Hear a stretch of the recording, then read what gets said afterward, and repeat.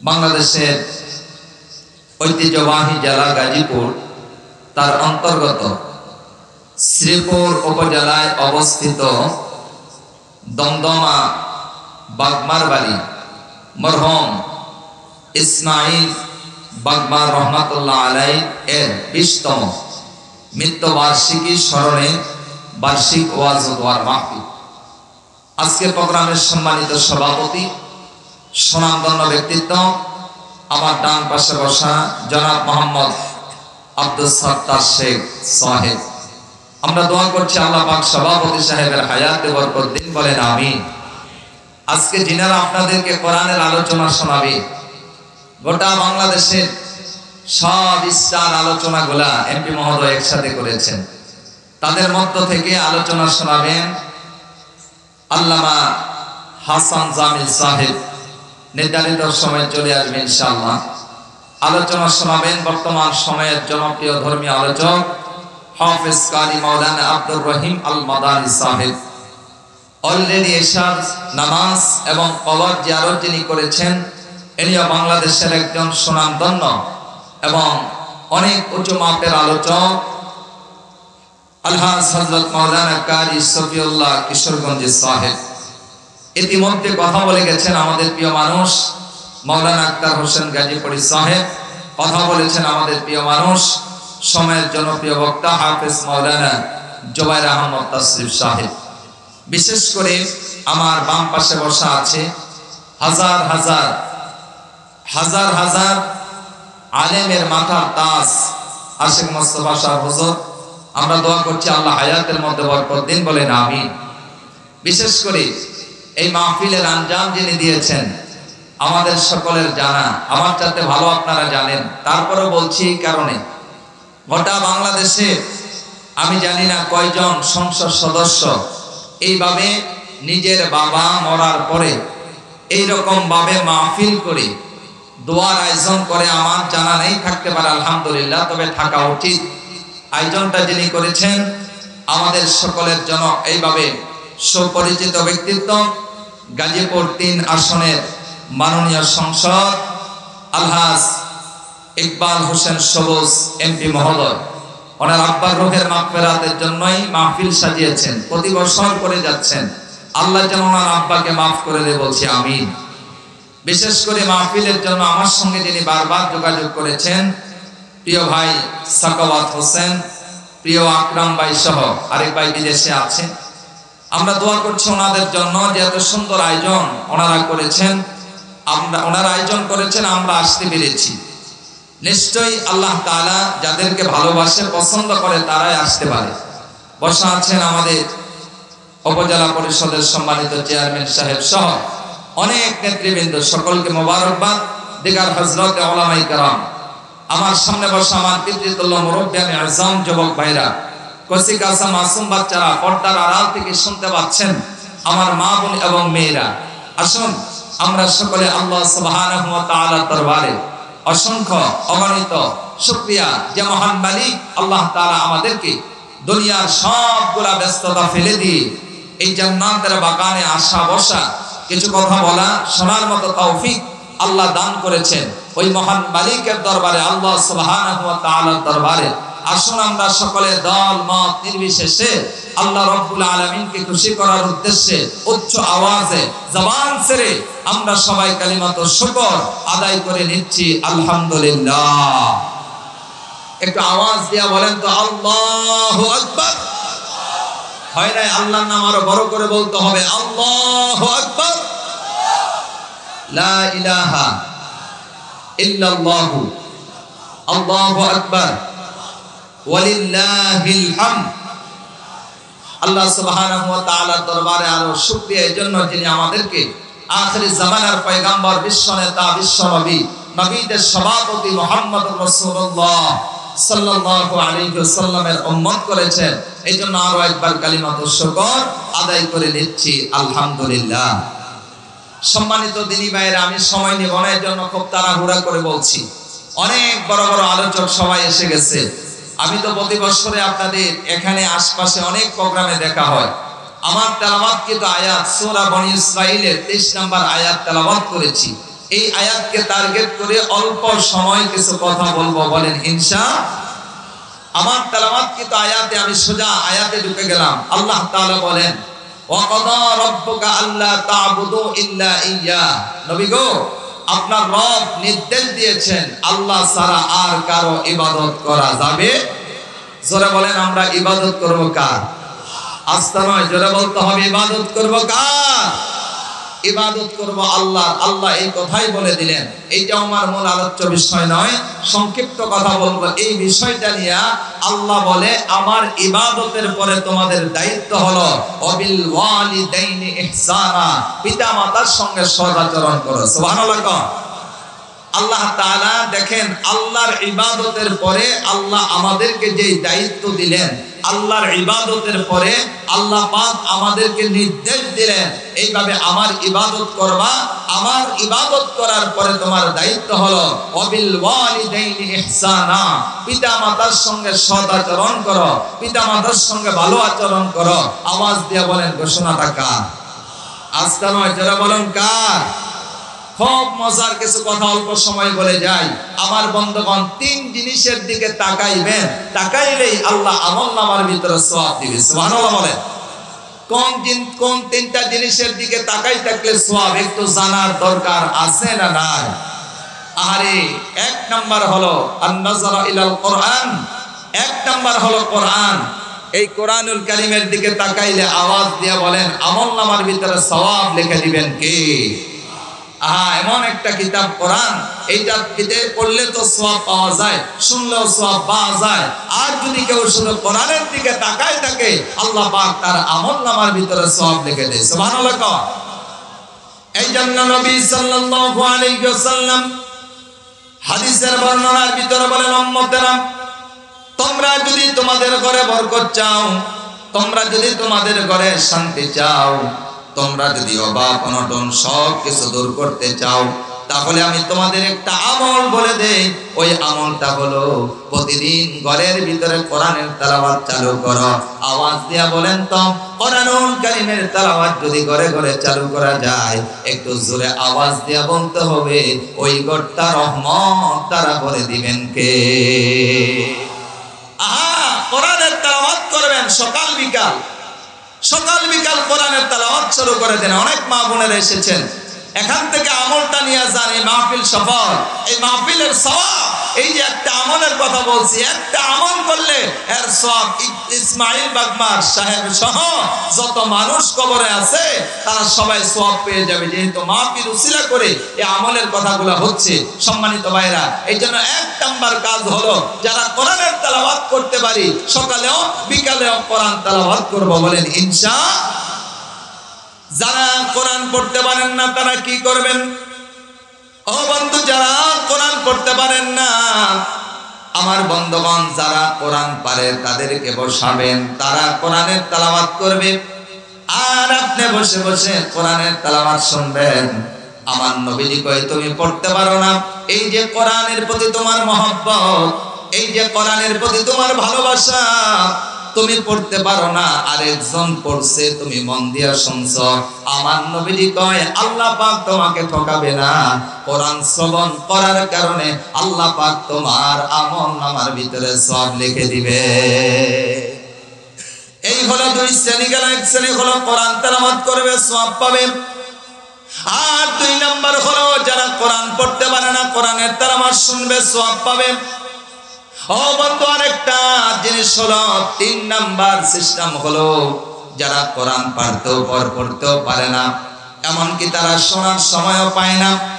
রাত্র যখন গভীর হয়ে যায়, আমার বন্ধুগণ, পবিত্র শরীর নিয়ে ওযুটা কইরা আল্লাহর কোরআনকে ধরবে, আর আল্লাহর কোরআন ধরে বলবে, কোরআন, পৃথিবীর সব কিছু শিখলাম, কিন্তু তোমারে শিখতে পারি নাই। তোমার শিখাটা প্রয়োজন ছিল, কারণ কোরআনের তেলাওয়াত শুধু তেলাওয়াত না, কোরআনের তেলাওয়াত হলো স্বয়ং আল্লাহ রাব্বুল আলামিনের সঙ্গে কথা বলা। সুবহানাল্লাহ। কোরআনের তেলাওয়াত হলো আল্লাহর সঙ্গে কথা বলা। কোরআন আমি তো পড়তে পারি না, আমি শোনার সময়ও পাই না, তাই কোরআন তোমাকে আমি মহব্বত করে ভালোবাসি।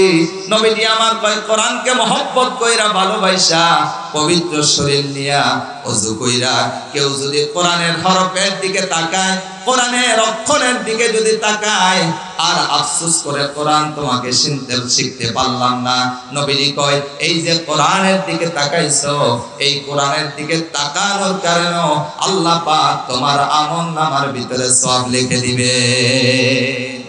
তাহলে তিন জিনিসের দিকে তাকাইলে সওয়াব পাওয়া যায়। এক নাম্বার হলো কোরআন। আওয়াজ দিয়া বলেন এক নাম্বার কি? আরে জোরে বলেন না, এক নাম্বার কি? এক নাম্বার হলো কোরআন। কোরআনের দিকে তাকাইবেন, আমলনামার ভিতরে সওয়াব লিখে দিবেন কে? আর দুই নাম্বার হলো আন-নাযরা ইলাল কাবা। ও বন্ধু, কাবার দিকে তাকাইলে আমলনামার ভিতরে সওয়াব লিখে দিবেন কে? আমার নবীজি বলেন কাবা, ওই কাবাটা হলো আল্লাহর ঘর। জোরে বলেন কাবা কার ঘর? আস্তে নয়, জোরে বলেন কার ঘর? এই কাবার উপর প্রতিদিন রহমত নাযিল হয় 120টা। জোরে বলেন কয়টা? 120টা রহমত নাযিল হয়। যারা কাবা তাওয়াফ করে, ভালো করে বুঝুন, যারা কাবা তাওয়াফ করে তাদেরকে দেওয়া হয় 60টা। আর যারা কাবার চত্বরে নামাজ পড়ে তাদেরকে দেওয়া হয় 40টা। এই হলো 100। যারা নামাজও পড়ে না, তাওয়াফও করে না, শুধু কাবার দিকে তাকায় থাকে, আহারে কাবা তুমি কত সুন্দর, ও কাবা তোমার কত দাম, আল্লাহ তোমারে কত দামি বানাইছে, ও কাবা আল্লাহ পাক তোমারে কত সম্মানিত বানাইছে, কাবারে তোমারে দেখতে বড় ভালো লাগে।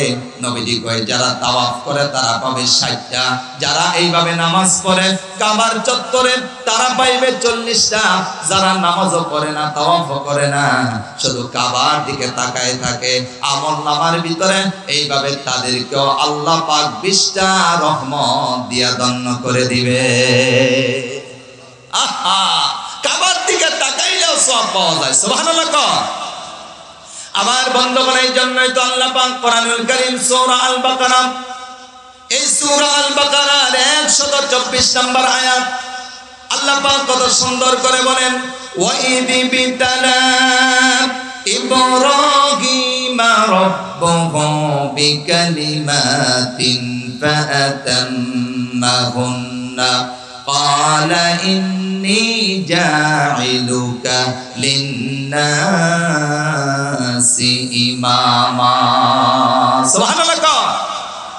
এই আয়াতের ভিতরে আয়াতের তাফসীর মারিফুল কোরআন, এই আয়াতের তাফসীরের মধ্যে আছে আল্লাহ পাক ইব্রাহিম আলাইহিস সালামকে অনেকগুলা পরীক্ষা নিলেন। তার মধ্যে বড় বড় পরীক্ষা হলো 5টা। জোরে বলেন কয়টা? আস্তে নয়, জোরে বলেন কয়টা? আমি 5টা পরীক্ষা বলবো না, যেহেতু কাবার কথা বলতেছিলাম তাই কাবার ঘটনা শোনাবো। আমার বন্ধুগণ, 1 নাম্বার পরীক্ষা হলো আগুনের পরীক্ষা, 2 নাম্বার হলো সন্তান নির্বাচন দেওয়ার পরীক্ষা, 3 নাম্বার হলো সন্তান জবাই দেওয়ার পরীক্ষা, আর 4 নাম্বার হলো কাবা আল্লাহর ঘর পূর্ণ নির্মাণ করার পরীক্ষা। চিৎকার মেরে বলেন আল্লাহু আকবার। কাবার কথা বলতেছিলাম, এই কাবা আল্লাহর ঘর। আল্লাহ পাক বলছেন ইব্রাহিম এই বাইতুল্লাহ আমার ঘরটা পূর্ণ নির্মাণ করা লাগবে। ইব্রাহিম আলাইহিস সালাম কয় আল্লাহ তোমার ঘর আমি পূর্ণ নির্মাণ করব, এটা তো আমার সৌভাগ্য। আল্লাহ এটা আমার সৌভাগ্য। সুবহানাল্লাহ। তাহলে বোঝা গেল আল্লাহর ঘর সবাই বানাইতে পারে। কথা বলে না, সবাই বানাইতে পারে। ইব্রাহিম আলাইহিস সালাম কয় আল্লাহ তোমার ঘর বানাবো। আল্লাহ কয় আমার ঘর বানাইলে তোমাকে 3টা দায়িত্ব নেওয়া লাগবে। জোরে বলেন কয়টা? আস্তে নয়, জোরে বলেন কয়টা? ইব্রাহিম আলাইহিস সালাম কয় আল্লাহ তোমার ঘর বানাইতে যাইয়া যদি 3টা দায়িত্ব নেওয়া লাগে অসুবিধায় আমি নিব। আল্লাহ কোন 3টা দায়িত্ব? আল্লাহ পাক বলে ইব্রাহিম রে, আমার ঘর বানাইতে হলে 1 নাম্বার তোমাকে রাজমিস্ত্রি হওয়া লাগবে, 2 নাম্বার তোমাকে জারুদার হওয়া লাগবে, আর 3 নাম্বার তোমাকে মুয়াজ্জিন হওয়া লাগবে। ইব্রাহিম আলাইহিস সালাম কয় আল্লাহ আমি তোমার ঘর বানাবো, বাইতুল্লাহ বানাবো, কাবা বানাবো। কাবা বানাইতে যাইয়া যদি মিস্ত্রি হওয়া লাগে হব, কাবা কাবা বানাইতে যাইয়া যদি আমাকে জারুদার হওয়া লাগে তাও হব, আল্লাহ কাবা বানাইতে যাইয়া যদি আমাকে মুয়াজ্জিন হওয়া লাগে তাও আমি হব, তারপর তোমার ঘর আমি বানাবো। চিৎকার মেরে বলেন আল্লাহু আকবার। আল্লাহ পাক একটা ডিজাইন দিলেন, কাবাটা কেমন হবে, বাইতুল্লাহ কেমন হবে। আল্লাহ পাক ইব্রাহিম আলাইহিস সালামের হাতে একটা ডিজাইন টাকসার দিয়ে দিলেন, এত রোবট ওজা হবে, এত ফিট লম্বা হবে, এই কয়টা দরজা হবে, এই কয়টা জানালা হবে। সুবহানাল্লাহ। ইব্রাহিম আলাইহিস সালাম কাবা আল্লাহর ঘর বাইতুল্লাহ বানানোর জন্য রওনা দিছে। আল্লাহ কয় দাঁড়াও দাঁড়াও, তুমি তো মিস্ত্রি, শুধু মিস্ত্রি একলা বানাইতে পারে না, মিস্ত্রির সঙ্গে একটা হেল্পার দরকার, আছে না নাই? আসতে কেন জোরে বলেন, আছে না নাই? আল্লাহ কয় হেল্পার যাও, হেল্পার কই থেকে দেবো, যাও ইব্রাহিম হেল্পার তোমার সন্তান ইসমাইল। সুবহানাল্লাহ বলবেন না? আহা, তাফসীরে মারিফুল কোরআনের মধ্যে আছে ইব্রাহিম আলাইহিস সালামের সন্তান ইসমাইল আলাইহিস সালাম কাবা বানাবার জন্য, পূর্ণ নির্মাণ করার জন্য পাথরগুলা কাঁধে কইরা কইরা আনে, আর ইব্রাহিম আলাইহিস সালাম এগুলা স্থাপন করে, লাগাইতে লাগাইতে লাগাইতে লাগাইতে আল্লাহ যে ডিজাইন দেখাইছে এই ডিজাইন পর্যন্ত উঠতে আর অনেক বাকি আছে। আল্লাহরে ডাক দিয়ে কয়, আল্লাহ আমি তো আল্লাহ গুল পাই না, এখন একটা মাচা লাগবে, মাচা। আল্লাহ কয়, আমি যেহেতু কাবা পূর্ণ নির্মাণ করার দায়িত্ব তোমারে দিয়েছি, যাও, তোমার টেনশন করতে হবে না, আমি আল্লাহ মাচার ব্যবস্থা করে দিব। সুবহানাল্লাহ। হাদিসের বর্ণনার ভিতরে আসছে নবীজি ওই পাথরের ব্যাপারে বলেছিলেন, নবীজি আমার বলেছেন ওই কাবা পূর্ণ নির্মাণ করার সময় মাচা হিসাবে যেই পাথরটা ব্যবহার হয়েছিল, এই পাথরটা হলো একটা জান্নাতি পাথর, বিশাল বড় পাথর। সকাল বেলা এসে দেখে ইব্রাহিম আলাইহিস সালাম কয়, এত বড় পাথর, আহারে এত বড় পাথর, এই পাথরের মধ্যে দাঁড়ায় আমি কাবা বানাবো, কিন্তু তারপরে পাথর তো আর সরাইতে পারবো না, ওই পাশে নিতে পারবো না। ইব্রাহিম আলাইহিস সালাম মনে মনে এই কথাগুলা বলতেছে, একটু আওয়াজ দিয়া বলেন তো মনের খবরটাও রাখেন কে? আল্লাহ কয়, ইব্রাহিম এই পাথর যেহেতু আমি আল্লাহ মাসা হিসাবে ব্যবহারের জন্য দিয়েছি, বিশাল পাথর, বাপ বেটা সরাইতে পারবা না, টেনশন করার কোনো কারণ নাই, যাও এই পাথর কাবা এই বাইতুল্লাহ বানাইতে যতদিন লাগে, মেশিন লাগবে না, ব্যাটারি লাগবে না, চার্জ লাগবে না, ডিজেল লাগবে না, মোবিল লাগবে না, বাইতুল্লাহ বানাইতে যতদিন লাগে এই পাথর আমি আল্লাহ তোমার বাধ্য করে দিলাম। সুবহানাল্লাহ।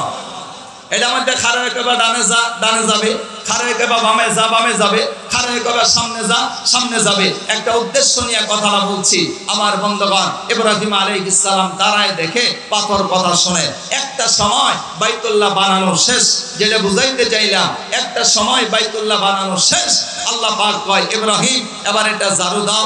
ইব্রাহিম আলাইহিস সালাম এটা ঝাড়ু দিছে। আল্লাহ পাক ডাক দিয়ে, ইব্রাহিম বাইতুল্লাহ যে বানাইছো আমি তোমার দাম বাড়াই দিলাম, তোমার সন্তান ইসমাইলের দামও বাড়াই দিলাম। আবার ইব্রাহিম আলাইহিস সালাম আর ইসমাইল আলাইহিস সালাম খুশি।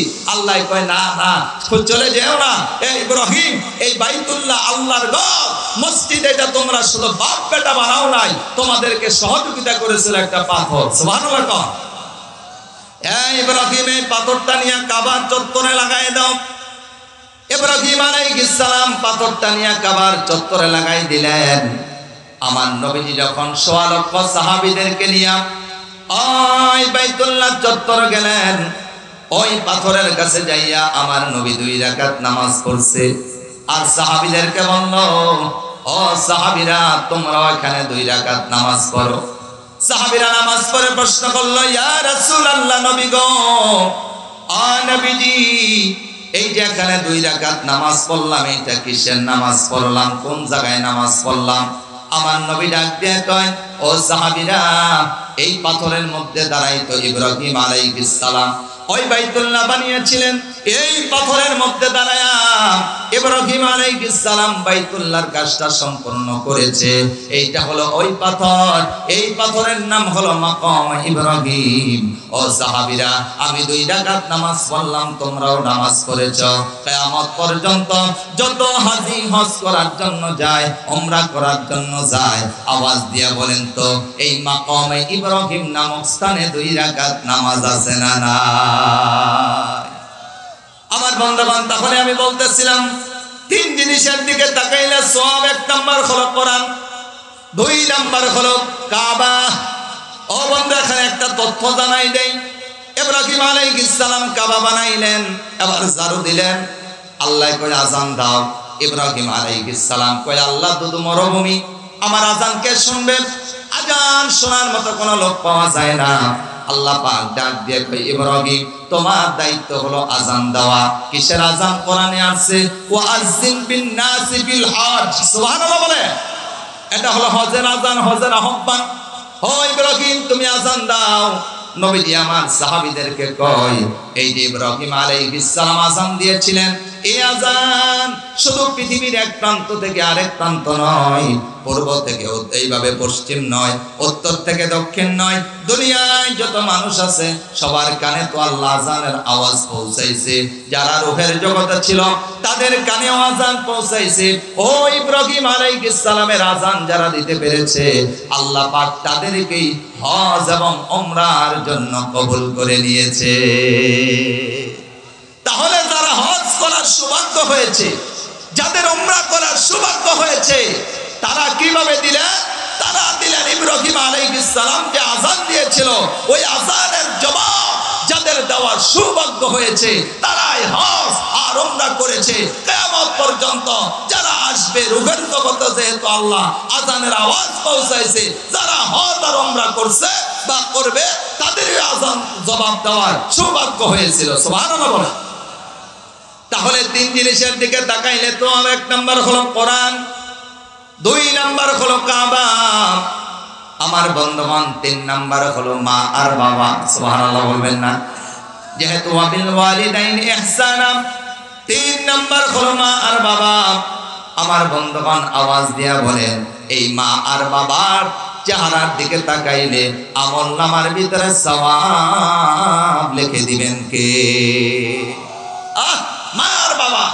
এই মা, নবীজি হাদিস সহিহ বর্ণনা, যে ব্যক্তি সকালবেলা মা আর বাবা দুইজনকে খুশি রাখলো, ভালো করে বলবেন, সহিহ বর্ণনা, সকালবেলা মা আর বাবা দুইজনকে খুশি রাখলো, নবীজি কয় সে যেন জান্নাতের দুইটা দরজা খোলা রাখলো। সুবহানাল্লাহ। যে ব্যক্তি সকালবেলা মা অথবা বাবা একজনকে খুশি রাখলো আর একজনকে বেজার রাখলো, সে যেন জান্নাতের একটা দরজা বন্ধ করলো আর একটা দরজা খোলা রাখলো। আবার সন্ধ্যাবেলা সেম একই কথা বললেন, সন্ধ্যাবেলা মা আর বাবাকে খুশি রাখা মানে জান্নাতের দুইটা দরজা খোলা রাখা। সন্ধ্যাবেলা মা আর বাবা একজনকে খুশি রাখা আর একজনকে বেজার রাখা, জান্নাতের একটা দরজা খোলা আর একটা দরজা বন্ধ। মা বাবা খুশি, দুইটাই জান্নাতের দরজা খোলা, মা বাবা বেজার, জান্নাতের দুইটা দরজা এইভাবে বন্ধ। আমরা কি মা বাবাকে যাদের বেঁচে আছে খুশি রাইখা জান্নাতের দরজাগুলা খোলা রাখতে চাই কি চাই না? আওয়াজ দিয়া বলেন, চাই কি চাই না? সময় আছে 5 মিনিট ইনশাআল্লাহ, এর মধ্যেই আমার বন্ধুগণ, আমার বাবাজিরা শেষ হবে। এটা বোঝাবার জন্য বলছি, মা দোয়া করলে ডাইরেক্ট কবুল, বাবা দোয়া করলে ডাইরেক্ট কবুল। সুবহানাল্লাহ। দোয়া বলতে ভালো বোঝায়, মন্দ বোঝায়। ভালোটা যদি কবুল হয় তাহলে মন্দটাও কবুল হবে। কথা বলেন ঠিক কিনা? এটা বুঝাইবার লাগে একেবারে সহজ একটা ঘটনা উপস্থাপন করে 4 মিনিট বাকি আছে, এর মধ্যে আমি শেষ করব ইনশাআল্লাহ। সম্মানিত ভাইরা, আল্লাহর একজন জলিলুল কদর নবী, যার নাম হলো হযরত মূসা পয়গম্বর আলাইহিস সালাম। সুবহানাল্লাহ। আল্লাহরে ডাক দিয়া কয়, আল্লাহ আমারও তো জলিলুল কদর নবী বানাইলা, জান্নাতে আমার সাথী কে হবে? আল্লাহ কই, তুই এটা জানতে চাস? হ্যাঁ আল্লাহ, আমি জানতে চাই। আল্লাহ কই, এটা যদি জানতে যাও ওই দামেস্কের বাজারে চলে যাও। ওই দামেস্কের বাজারের একটা কসাই, কসাই মানে হলো গোস্ত কাটে, গোস্ত বিক্রি করে, ওই দামেস্কের বাজারের কসাই, সে হবে তোমার সঙ্গে জান্নাতের সাথী। সুবহানাল্লাহ। আমার বন্ধুগণ, মূসা আলাইহিস সালাম চলে গেলেন জান্নাতের সাথী দেখার জন্য। ওই দামেস্কের বাজারের কসাই আমার সঙ্গে জান্নাতের সাথী হবে, তার কি আমল জানার দরকার। মূসা আলাইহিস সালাম মুসাফির বেশ ধরে চলে গেলেন। ওই দামেস্কের বাজারে যাইয়া দেখে আমার বন্ধুগণ দোকান এখনো বন্ধ। একটু পরে একটা জীর্ণ শীর্ণ লোক আসছে, আইসা দোকানটা খুলল। আরেক বেটা কিছু গোস্ত দিয়ে গেল, গোস্ত করে কিছু গোস্ত তার ব্যাগের ভিতরে ঢুকাইলো, বাকি গোস্তগুলা বিক্রি করে দিল। ওই কসাই যখন বাড়ির দিকে রওনা, মুসা আলাইহিস সালাম নিজের পরিচয়টা গোপন রেখে মুসাফির বেশে ওই কসার কাছে যায়, কই ভাইজান আমি হলাম ভিন্ন দেশি মুসাফির, যদি আপনার অনুমতি থাকে তাহলে আপনার বাড়ির মেহমান হতে পারি। সুবহানাল্লাহ। ওই বেটা বলে অসুবিধা নাই, আমার বাড়ি মেহমান হবেন, আপনি মুসাফির, এটা তো আমার সৌভাগ্য, আপনার মতো মুসাফির আমি পাইছি, চলেন চলেন। খুব আদর যত্ন করে বাড়িতে নিয়ে গেলেন, কিন্তু বাড়িতে নিয়ে বসতেছে, ভাইজান মনে কিছু করবেন না, আমার বাড়িতে রান্না বান্নার মতো কেউ নাই, শুধুমাত্র আমি রান্না বান্না করি, একটু বসে আপনার জন্য আমি একটু মেহমানদারির ব্যবস্থা করি। সুবহানাল্লাহ। মুসা আলাইহিস সালাম ভাবলেন তাহলে তো ভালোই হয়েছে, যেহেতু লোকজন নাই তাহলে দেখা যাবে তার কি আমল। মুসা আলাইহিস সালাম তার পিছনে ভালো করে লাগলেন, এবার দেখে নিজে গোশতগুলা কাটলেন, নিজ হাতে বোনা করলেন, রান্না করলেন, নিজ হাতে রুটি বানাইলেন। মুসা আলাইহিস সালাম ভাবলেন এগুলা তো সব আমার জন্যই হবে, কিন্তু না, একটু পরে দেখে না এগুলো আমার ঘরে আসে না, পাশে আরেকটা ঘর আছে, ওই ঘরের ভিতরে গোশত আর রুটি চলে গেছে। সুবহানাল্লাহ। মুসা আলাইহিস সালাম এবার যাইয়া আমার বন্ধুগণ তার নিজের জায়গার ভিতরে বসে রইলেন, লক্ষ্য করে দেখলেন মাথার উপর থেকে দুর্বল একটা মানুষ, জীর্ণ শীর্ণ দুর্বল একজন মহিলা, এইটারে নামাইলেন, নিজে গোসল করলেন, নিজে গোসল করালেন, আদর যত্ন করলেন, আর নিজ হাতে ওই রুটিগুলা ছিঁড়ে ছিঁড়ে গোশতগুলা নরম করে ওই বৃদ্ধ মহিলার মুখের ভিতরে উঠাই দিলেন।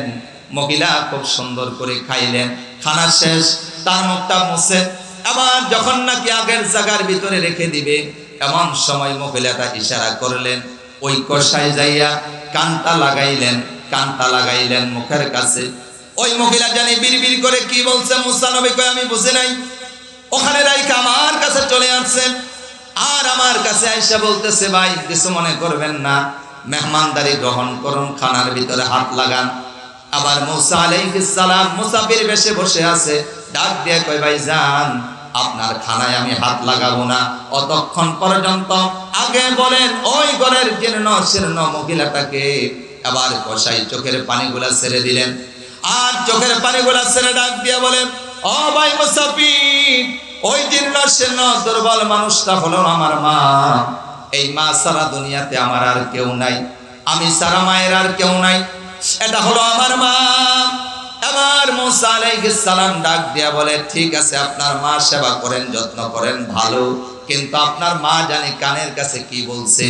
আবার বলতেছে আমার মা আমার জন্য একটা দোয়া করছে। কই কি দোয়া?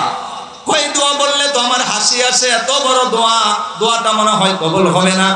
কি দোয়া? কই আমার মা প্রতিদিন আমার জন্য দোয়া করে, আল্লাহ আমার যেই সন্তান আমার এত ভালোবাসে, আমার এত যত্ন করে, আমার এত খোঁজ খবর রাখে, আল্লাহ আমার সন্তানের প্রতি আমি সন্তুষ্ট, তুমি তো কইছো মায়ের দোয়া কবুল করো, আল্লাহ গো আমি আমার সন্তানের জন্য দোয়া করলাম, আমার সন্তানকে জামানার পয়গম্বর হযরতে মূসা নবীর সঙ্গে জান্নাতের সাথী বানাই দিও। মুসা আলাইহিস সালাম কেঁদে ফেললেন, আর ডাক দিয়ে বলে ভাইজান তোমার মায়ের দোয়া আল্লাহ কবুল করে নিয়েছে। সুবহানাল্লাহ। মায়ের দোয়া আপনি বুঝলেন কেমনে? মুসাফির আপনি বুঝলেন কেমনে? কই আমি বুঝেছি এইভাবে, আমি মুসাফির নয়, শুধু মুসাফির ঠিক আছি, জামানার পয়গম্বর আমার নাম মুসা, আমি আল্লাহকে জিজ্ঞাসা করেছিলাম আমার সঙ্গে জান্নাতের সাথী কে হবে, আল্লাহ জানাই দিলেন, দেখাই দিলেন দামেস্কের বাজারের কসাই তোমাকে দেখাই দিছে, এর মানে তোমার মায়ের দোয়া কবুল হয়ে গেছে। এই জন্য সম্মানিত ভাইরা আমার শেষ কথা হলো, আমাদের যাদের মা বাবা বেঁচে আছে আওয়াজ দিয়া বলেন তাদের প্রতি সম্মান রাখার দরকার আছে না নাই? আস্তা নয়, জোরা বলুন আছে না নাই? মার দোয়া কবুল করে নিবেন কে? বাবার দোয়া কবুল করে নিবেন কে? আর আলোচনা দীর্ঘায়িত নয়, তবে আমার একটা বিশ্বাস, আমি তো জীবনে বহু জায়গায় গিয়েছি, আল্লাহ নিয়েছি, আমার বিশ্বাস আজকে ইকবাল হোসেন সবুজ এমপি মহোদয় আপনাদের ভালোবাসা, আপনাদের সমর্থন 100% ঠিক, আপনাদের দোয়ার সমর্থন যত বড় ইকবাল হোসেন সবুজ এমপি মহোদয় ওনার মায়ের দোয়া তার চাইতে কম না, কথা বলেন ঠিক কিনা? এইরকম মা পাগল, আহা একজন রাষ্ট্রীয় কাজে এত ব্যস্ত, তারপরে প্রতিদিন সব সময়টা ওনার সামনে বলা আমার ঠিক না, আমি অনেক মাহফিলে বলেছি এই কথাটা। আহা, ওনার 3টা 4টা ভাই আল্লাহ দিয়েছে, বোনেরা আছে আলহামদুলিল্লাহ। মা পাগল আর বাবা তো নাই, থাকলে হয়তো বাবা আরো পাগল থাকতো, কিন্তু আজকে বাবা নাই বলেই তো আজকে এই বিশাল আয়োজন করে, এত বিশাল তাফসীর মাহফিল, ওয়াজ মাহফিল করে বাবার জন্য দোয়া করছি। এই মা পাগল বাবা পাগল এই সন্তানদেরকে আল্লাহ তাআলা দুনিয়াতে যাতে সম্মান দান করে, ইজ্জত দান করে, আখিরাতেও আল্লাহ তাআলা যেন এই সন্তানদেরকে মাফ করে দেয়, বলছি আমিন। আমি আলোচনা আর দীর্ঘায়িত করছি না। যারা এখনো রাস্তায়, আপনারা ভিতরে চলে আসুন। হযরত উলামায়ে কেরাম সবাই এসে পড়েছে, ওনারা কথা বলবে। আমি আপনাদের সকলকে মোবারকবাদ জানিয়ে আজকের আলোচনা এখানেই সমাপ্ত করলাম। ওমা আলাইনা ইল্লাল বালাগ। আসসালামু আলাইকুম ওয়া রাহমাতুল্লাহি তাআলা ওয়া বারাকাতুহু।